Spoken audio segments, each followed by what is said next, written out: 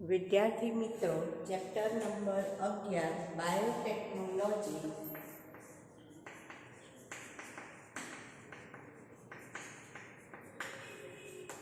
सिद्धांत अने प्रक्रिया।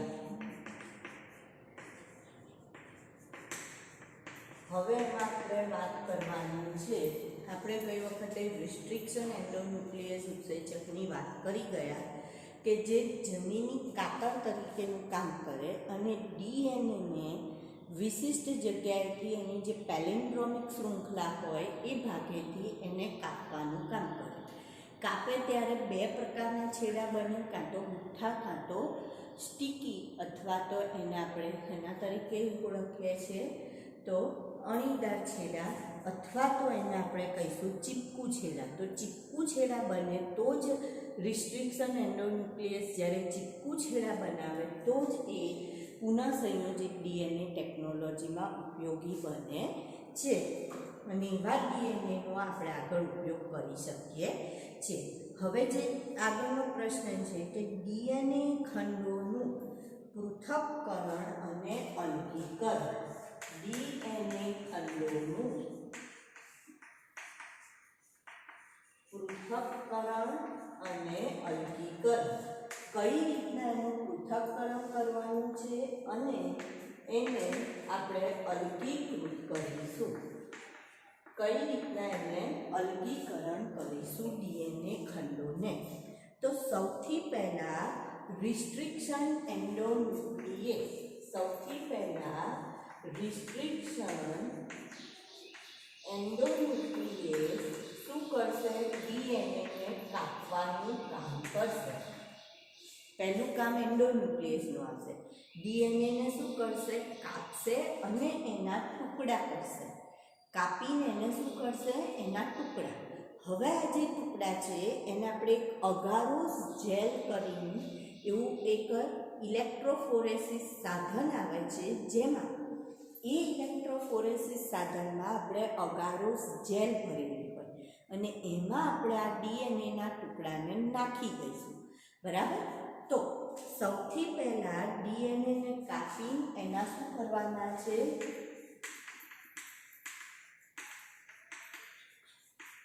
ટુકડા તૈયાર કરવાના, ટુકડા, બરાબર। આ ટુકડાને આપણે શેમાં લઈએ છીએ? જેલ ઇલેક્ટ્રોફોરેસિસ પદ્ધતિ દ્વારા અલગ કરીશું। જેલ ઇલેક્ટ્રોફોરેસિસ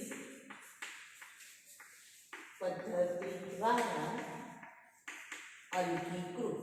હવે કઈ રીતના અલગીકૃત કરવાના? તો ડીએનએ જે છે એ ઋણ બીજભારી છે, તો આપણે આ જેલ ઇલેક્ટ્રોફોરેસિસમાં જે પણ એને એ ડીએનએને કયા વિદ્યુતભાર તરફ આપણે એને એટ્રેક્ટ કરવાનો પ્રયત્ન કરીશું, આકર્ષિત કરવાનું, તો કે ધન વિદ્યુત ધ્રુવ તરફ એને લઈ જવા માટે પ્રયત્ન કરીશું। તો જેલ ઇલેક્ટ્રોફોરેસિસમાં આપણે શું શું ભરીએ છીએ? તો કે એની અંદર અગારોસ જેલ ભરવામાં આવે છે। કઈ જેલ ભરેલી છે? અગારોસ જેલ। તો એક ધારો કે હું એક આ ટ્રે હોય તો ટ્રેની અંદર અગારોસ જેલ ભરીને એની અંદર આ ડીએનએના ટુકડાને આપણે શું કરીશું? અલગીકૃત કરીશું। જેમ ટુકડા નાના એમ એ આપણને દૂર મળે અને જેમ ટુકડા મોટા એ નજીક મળે, બરાબર। તો આવી રીતના આપણને ટુકડાઓ અહીંયા પ્રાપ્ત થતા જશે। તો ટુકડા આ રીતના આપણને જે અગારોસ જેલ હશે, આ જેલ છે આવી મીણ જેવું હોય જેને અગારોસ જેલ કહેવાય અને એના ઉપર ડીએનએના આ રીતના ટુકડા આપણને પ્રાપ્ત થશે।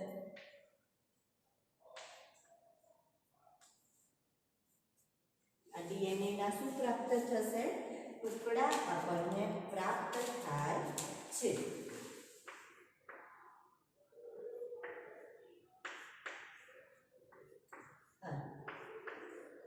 બરાબર। તો ઋણ બીજભારિત ડીએનએ છે, તો આપણે અગારોસ જેલમાં ધન વિદ્યુત ધ્રુવ તરફ એને આકર્ષવાનું શું કરીશું, પ્રયત્ન કરીશું, જેથી આપણને પ્રાપ્ત થશે. હવે જે અલગીકૃત કરેલા ડીએનએના ટુકડા છે એને ઇથિલિયમ બ્રોમાઇડ વડે અભિરંજિત કરવાના છે. શેના વડે?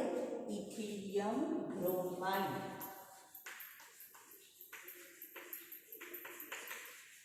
જો અભિરંજિત ના કરીએ તો આપણે અગારોસ જેલ ઉપર અલગીકૃત કરેલા ટુકડા, છૂટા પાડેલા ટુકડાને જોઈ શકતા નથી. એટલે આપણે એને જોવા માટે એને ઇથિલિયમ બ્રોમાઇડ વડે શું કરવું પડે છે? તો કે અભિરંજિત કરવા પડે છે.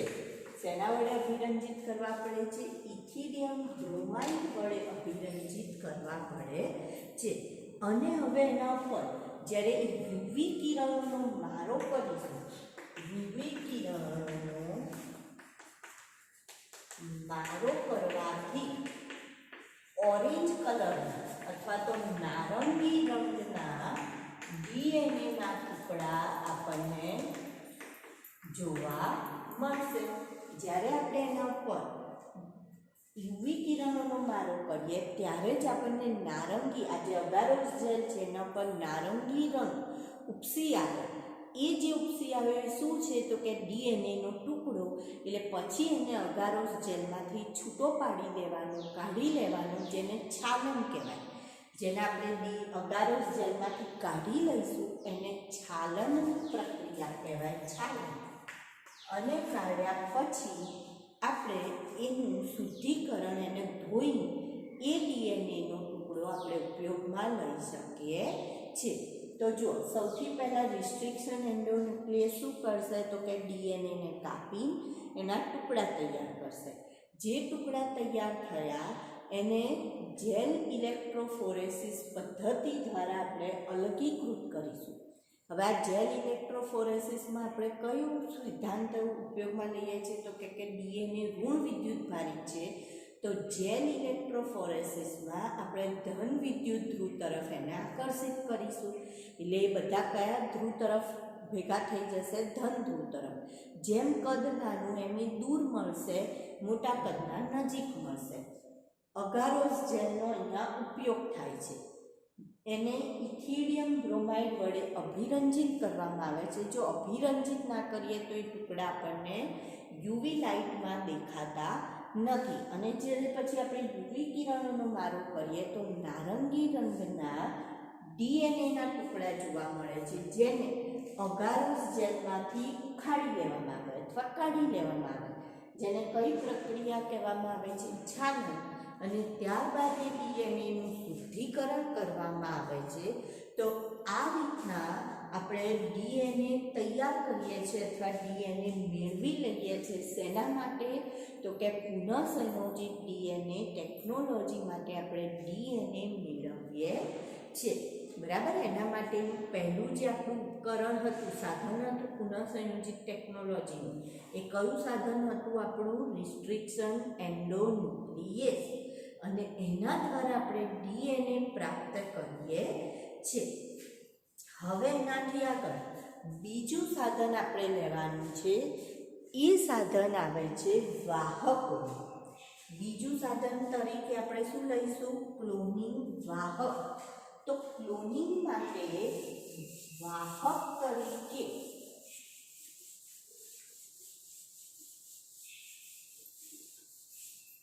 ક્લોનિંગ વાહકો. તો ક્લોનિંગ વાહકો તરીકે સૌથી સારા વાહક કોને ગણવામાં આવે છે? તો સૌથી સારા વાહક તરીકે પ્લાઝમિડ ગણવામાં આવે છે અને બેક્ટેરિયોફેજ ગણવામાં આવે છે. ક્લોનિંગ વાહક તરીકે કોને બેને ગણવામાં આવે છે? તો કે પ્લાઝમિડ અને બેક્ટેરિયોફેજ ગણવામાં આવે છે. આમાંથી પણ બેક્ટેરિયોફેજને વધારે સારું ગણવામાં આવે છે. કેમ વધારે સારું ગણે છે? તો એવું કહે છે કે કોઈ પણ બેક્ટેરિયામાં બેક્ટેરિયોફેજ જે છે એની નકલ વધારે હોય છે. બરાબર. બેક્ટેરિયોફેજ જે છે, કોઈપણ બેક્ટેરિયામાં બેક્ટેરિયોફેજની સંખ્યા વધુ હોય છે અને જો બેક્ટેરિયોફેજની સંખ્યા વધુ હોય તો જનીનોનું જે જનીન વધારે પ્રાપ્ત થાય, એટલે કે આપણે કહીશું કે જીનોમની અથવા જનીન સંકુલની ઘણી બધી નકલો પ્રાપ્ત થઈ શકે છે આપણને. બરાબર. જીનોમની અથવા તો જનીન સંકુલની ઘણી બધી નકલો આપણને પ્રાપ્ત થઈ શકે છે, કારણ કે બેક્ટેરિયોફેજની સંખ્યા વધારે છે માટે. જ્યારે જો પ્લાઝમિડની વાત કરીએ તો પ્લાઝમિડ લગભગ કોઈપણ એક કોષની અંદર 1 કે 2 સંખ્યામાં જોવા મળે. કેટલા જોવા મળે પ્લાઝમિડ? 1 અથવા 2 પ્લાઝમિડ જોવા મળે. હવે જો પ્રતિ કોષ આપણને 1 અથવા 2 પ્લાઝમિડ જોવા મળતા હોય તો એનો મતલબ થયો કે એની જે આપણે નકલ હશે તો એ પણ આપણને પ્રતિ કોષ લગભગ 50 થી 100 જેટલી નકલ પ્રાપ્ત થશે, જ્યારે બેક્ટેરિયોફેજમાં આપણને નકલ ઘણી બધી પ્રાપ્ત થતી હોય છે. બરાબર. તો બંનેની જો સરખામણી કરીએ તો એવું કહે છે કે પ્લાઝમિડ કરતાં બેક્ટેરિયોફેજ વધારે સારા વાહક તરીકે ઉપયોગમાં લઈ શકાય. બંને જાતે સ્વયંજનન પામી શકે છે. પ્લાઝમિડ પણ સ્વયંજનન જાતે પામે છે અને બેક્ટેરિયોફેજ પણ સ્વયંજનન જાતે જ કરતા હોય છે. પણ અત્યારે આપણે જોઈએ તો બેક્ટેરિયોફેજ અથવા પ્લાઝમિડને જોડી દેવામાં આવે તો બેક્ટેરિયા અથવા પ્લાઝમિડની નકલોની સંખ્યા આપણે મેળવી શકીએ છીએ. તો વર્તમાન સમયમાં ઉપયોગ કરવામાં આવતા વાહકો એવી રીતે તૈયાર કરવામાં આવે છે કે જેથી વિદેશી ડીએનએને સરળતાથી જોડી શકાય, બીજા ડીએનએને સરળતાથી જોડી શકાય. એટલે ખાસ કરીને કોનો ઉપયોગ કરવામાં આવે છે? પ્લાઝમિડનો ઉપયોગ કરવામાં આવે છે. બેક્ટેરિયોફેજનો એટલો ઉપયોગ કરવામાં આવતો નથી.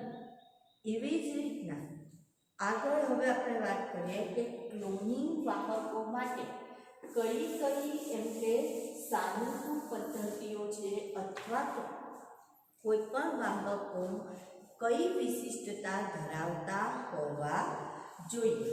કોઈ પણ વાહક હોય એ વાહકમાં શું હોવું જોઈએ, એની જે રચના છે એમાં શું હોવું જોઈએ? તો કોઈ પણ વાહક જે છે એ સૌથી પહેલાં એવું કહે છે, વાહકની જે વિશિષ્ટતાની વાત છે એમાં સૌથી પહેલાં એવું કહે છે કે કોઈ પણ વાહક જે છે એમાં એક હોવું જોઈએ, એમાં 3 બાબતો ખાસ હોવી જોઈએ. એમાંની પહેલી બાબત જે છે એ છે કે સ્વયંજનનની ઉત્પત્તિ એનામાં એ સાઇટ હોવી જોઈએ. સ્વયંજનનની ઉત્પત્તિ સ્થાન આ કોઈ પણ વાહકની અંદર હોવું જોઈએ. સ્વયંજનન ઉત્પત્તિ સ્થાનનો મતલબ શું?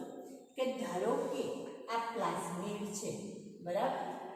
એ પ્લાઝમિડની અંદર સ્વયંજનન ઉત્પત્તિ સ્થાન છે કે એ ધારો કે અહીંયા આ જે ભાગ છે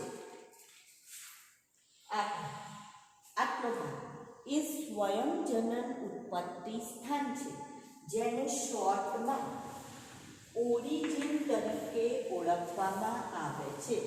શેના તરીકે ઓળખીશું આપણે? ઓરિજિન તરીકે. તો હવે જ્યારે પેલું વિદેશી ડીએનએ, બીજું ડીએનએ જે આની સાથે જોડાવાનું છે એ જ્યારે આની સામે આવે ત્યારે શું કરશે? તો કે સ્વયંજનન કરીને પોતાની અનેક કોપી તૈયાર કરી શકે. એટલે એનો મતલબ કોઈ પણ વાહક જોડે જો આ સ્થાન ના હોય તો એની કોપી તૈયાર થાય નહીં. એટલે એની કોપી તૈયાર થવા માટે, એની નકલો બનવા માટે ઓરિજિન સ્થાન એટલે કે સ્વયંજનન ઉત્પત્તિ સ્થાન હોવું જરૂરી છે. બરાબર. તો જ્યાંથી સ્વયંજનનની શું થશે? શરૂઆત થશે અને કોઈ પણ લક્ષ્ય ડીએનએની ઘણી બધી નકલો આપણને અહીંયાથી પ્રાપ્ત થાય છે, એટલે આ સ્થાન હોવું જરૂરી છે. બરાબર. બીજું એની અંદર એવું કહે છે પસંદગીમાન રેખક સ્થાન. બીજું શું કહે છે? પસંદગીમાન રેખક. તો પસંદગીમાન રેખકનો મતલબ શું? તો એની અંદર વરણ ચિહ્ન અથવા તો સિલેક્ટેબલ માર્કર તરીકે પણ એને ઓળખવામાં આવે છે. તો એમાં એવું કહે છે કે અપરિવર્તનીય અથવા તો જે ભાગ હોય એને ઓળખી એને દૂર કરી દે છે. આ એક એવો રેખક છે જે અપરિવર્તનીય ભાગને ઓળખીને દૂર કરે અને જે પરિવર્તનીય અથવા રૂપાંતરિત ભાગ હોય એની સંખ્યામાં વધારો કરશે અથવા એનું ગુણન અથવા એની વૃદ્ધિ કરવાનું કામ કરશે. અપરિવર્તનીય ભાગ એટલે શું? તો ધારો કે કોઈ એક વાહક છે, એ વાહકની અંદર આટલો ટુકડો આપણે કાઢી કાઢ્યો છે અને ત્યાં આપણે બીજાને બેસાડવો છે, નવું ડીએનએ અહીંયા દાખલ કરવું છે. તો આટલો ભાગ કાઢી કાઢવાનો છે, એનો મતલબ આને અપરિવર્તનીય ભાગ કહેવાય. તો અપરિવર્તનીય ઘટકને ઓળખી એને દૂર કરે છે અને એની સ્થાને જે પરિવર્તનીય ઘટક છે એની વૃદ્ધિ કરવાનું એ કામ કરે. એને આપણે શેના તરીકે ઓળખીએ છીએ? પસંદગીમાન રેખક તરીકે ઓળખીએ છીએ. અને ત્રીજું એની અંદર આવે છે ક્લોનિંગ જગ્યાઓ. ક્લોનિંગ સાઇટ અથવા તો ક્લોનિંગ જગ્યા. બરાબર. ક્લોનિંગ સાઇટ અથવા તો એને શું કહેવાય? ક્લોનિંગ જગ્યાઓ. તો આ એક એવો સંકેત છે કે જે શું સંકેત આપે છે? શેનો સંકેત આપે છે? તો વિદેશી ડીએનએને જોડાવા માટે ક્લોનિંગ સાઇટ એટલે એને જોડાવા માટેનો સંકેત આપશે અને જોડાયા પછી એની જે નકલ બનાવવાની છે એ નકલ બનાવવા માટે એને એ શું કરશે? તો કે નકલ બનાવવા માટે એને સ્વયંજનન કરાવવાનું શરૂઆત કરશે. તો એ છે આ ક્લોનિંગ સાઇટો અથવા તો જગ્યા. એની અંદર જે પ્રતિજૈવિક દ્રવ્ય છે, પ્રતિજૈવિક દ્રવ્યમાં એમ્પિસિલિન, પછી ટેટ્રાસાઇક્લિન, આવા જે પ્રતિજૈવિક દ્રવ્યો છે, એમ્પિસિલિન, ટેટ્રાસાઇક્લિન, આવા પ્રતિજૈવિક દ્રવ્યો હોય એના માટેના કેટલાક એને અવરોધન કરતા આવા દ્રવ્યોના અવરોધન એટલે રેઝિસ્ટન્સ, આ અવરોધન કરતી કેટલીક સાઇટ હોય.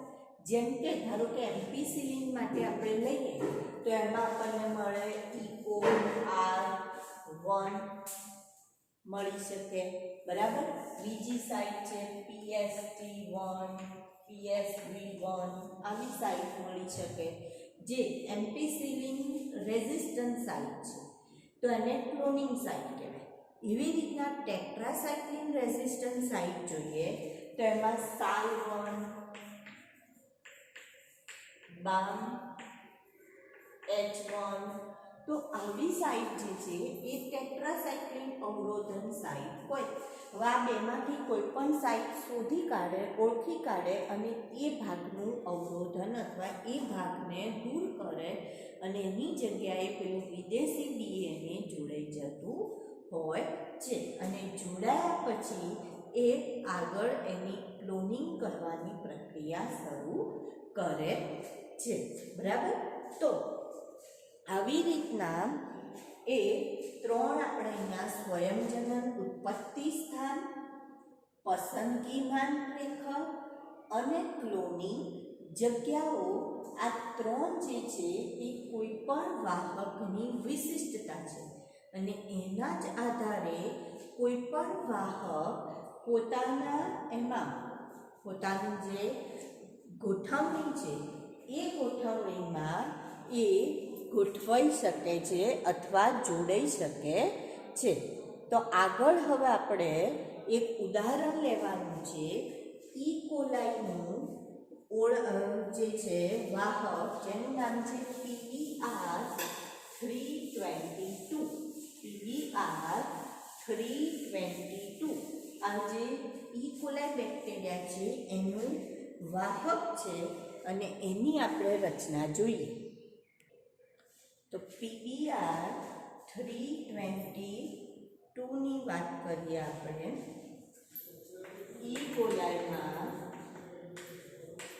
PBr 322 ની ક્લોનિંગ સાઇટ અથવા જગ્યા, બરાબર. તો આની અંદર આ જે PBr 322 છે એ શું છે તો કે પહેલું શોધાયેલું આર્ટિફિશિયલ વાહક છે, પ્લાઝમિડ. પહેલું શોધાયેલું આર્ટિફિશિયલ પ્લાઝમિડ જે છે PBr 322. એનું નામ શું છે તો કે પ્લાઝમિડ બોલિવર રોડ્રિક. એ જે સાયન્ટિસ્ટ છે ને એનું નામ છે PBr પ્લાઝમિડ બોલિવર રોડ્રિક. એ સાયન્ટિસ્ટનું નામ છે. પ્લાઝમિડ બોલિવર રોડ્રિક આ સાયન્ટિસ્ટનું નામ છે અને એના પરથી આને નામ આપ્યું છે PBr નામ આપેલું છે. ઈ કોલાઈની અંદર શોધાયેલ પહેલું કૃત્રિમ પ્લાઝમિડ એટલે PBr 322 છે. હવે એની જો આપણે રચના જોઈએ તો એની રચનામાં સૌથી પહેલા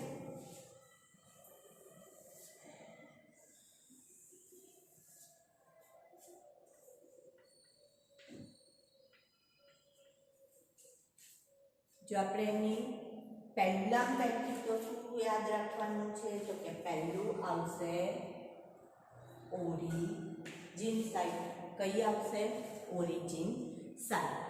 હવે પછી આપણે વાત કરીએ તો ધારો કે તમે એવું વિચારો કે આટલા વાગે આપણે અહીંયાથી તૈયાર થવાનું શરૂ કર્યું સ્કૂલે જવા માટે અને પરસેવે રેટ જે થઈ ગયા એટલે PST1, બરાબર.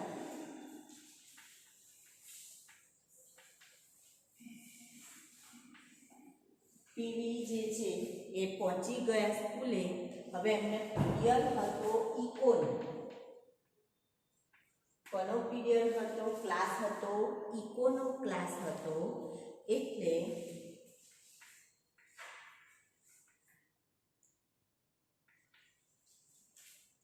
જે ઇકોનો ક્લાસ હતો એની જગ્યાએ ક્લાસ લેવાઈ ગયો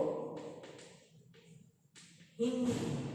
શેનો લેવાઈ ગયો ક્લાસ?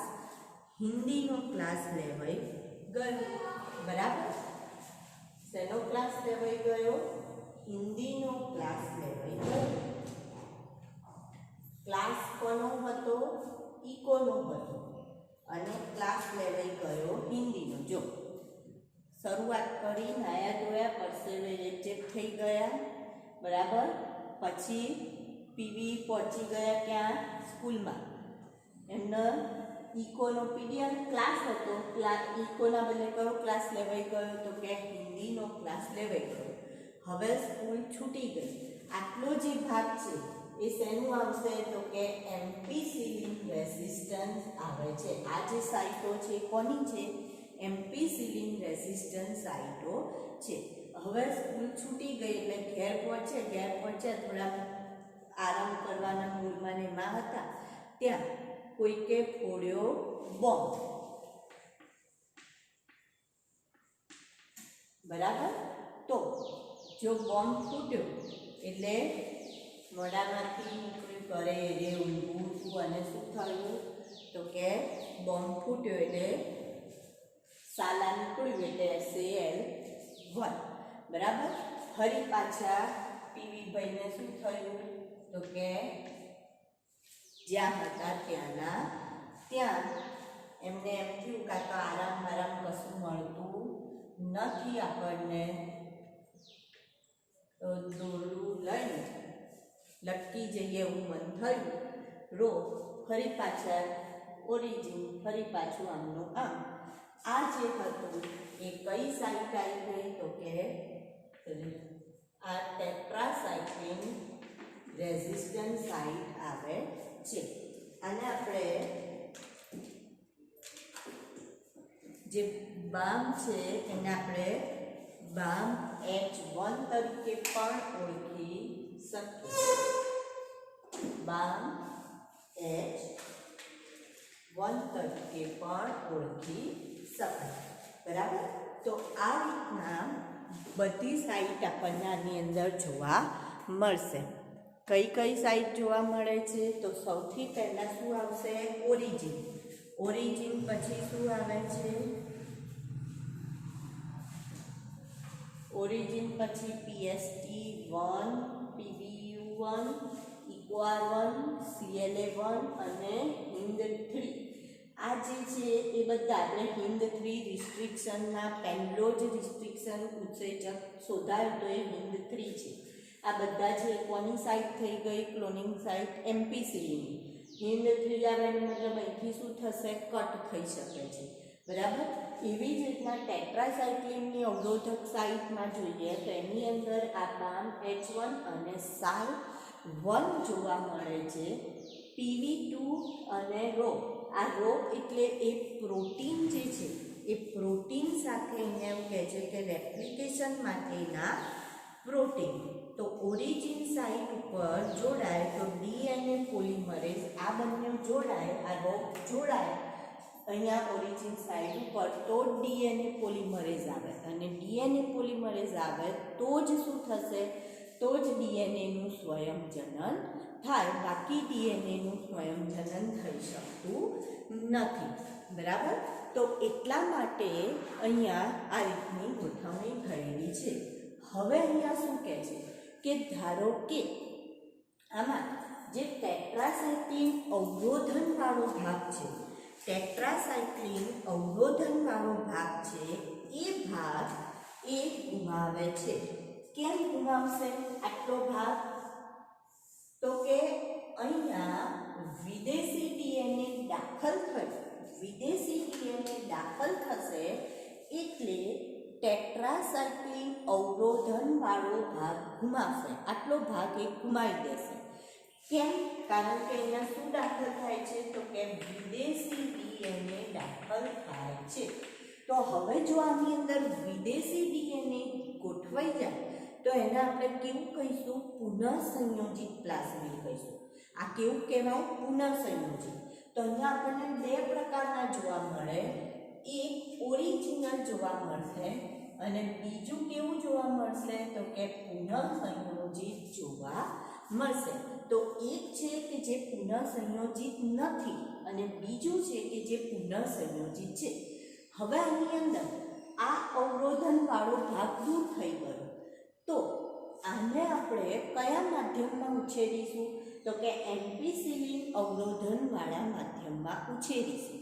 કયા માધ્યમમાં ઉછેરીશું? એમ્પિસિલિન અવરોધનવાળા માધ્યમમાં. તો આવું જે પુનઃસંયોજિત DNA હશે એ કોની વૃદ્ધિ અવરોધવાનું કામ કરશે તો કે એમ્પિસિલિનની વૃદ્ધિ અવરોધવાનું કામ કરશે. ટેટ્રાસાઇક્લિન વાળો તો ભાગ છે જ નહીં. બરાબર. હવે બદલી કાઢીએ. હવે ધારો કે આપણે આ એમ્પિસિલિનના જે સાઇટ છે એને અહીંયા ટ્રાન્સફર કરી દઈએ તો શું થશે તો હવે આ કોની વૃદ્ધિ અવરોધવાનું કામ કરશે તો કે હવે એ એમ્પિસિલિન વાળા માધ્યમમાં ઉછેરી શકાશે નહીં. પહેલાં એને આપણે ટેટ્રાસાઇક્લિન વાળા માધ્યમમાં નહોતા ઉછેરી શકતા, પછીથી આપણે એને શેના માધ્યમમાં ના ઉછેરી શક્યા એમ્પિસિલિન વાળા. પણ જે પુનઃસંયોજિત નથી એવું જે છે, એટલે કે જે આપણું ઓરિજિનલ પહેલાંનું જે હતું એ કે જેમાં વિદેશી ડીએનએ આવ્યું નથી, તો એવું જે છે એમાં શું થશે તો કે બંને માધ્યમમાં આપણને બંને પ્રતિજૈવિક દ્રવ્યો ધરાવતા માધ્યમમાં વૃદ્ધિ પામશે. બરાબર. આ જે છે જો અહીંયા કયો ભાગ જતો રહે છે, ટેટ્રાસાઇક્લિન વાળો ભાગ જતો રહ્યો. બરાબર. જ્યારે ટેટ્રાસાઇક્લિન વાળો ભાગ નથી તો એનો મતલબ એ ટેટ્રાસાઇક્લિન વાળા માધ્યમમાં વૃદ્ધિ પામતા નથી. ટેટ્રાસાઇક્લિન વાળા માધ્યમમાં વૃદ્ધિ પામતા નથી. હવે હું આ જે એમ્પિસિલિન વાળા છે એમને આ બાજુ ટ્રાન્સફર કરી દઉં, અથવા તો જે મારું વિદેશી ડીએનએ છે એને હું અહીંયા દાખલ કરું, તો હવે કયો ભાગ જતો રહેશે, એમ્પિસિલિન વાળો ભાગ જતો રહેશે. તો એનો મતલબ આ કયા માધ્યમમાં ઉછેરી શકાતા નથી, તો કે એમ્પિસિલિન વાળા માધ્યમમાં.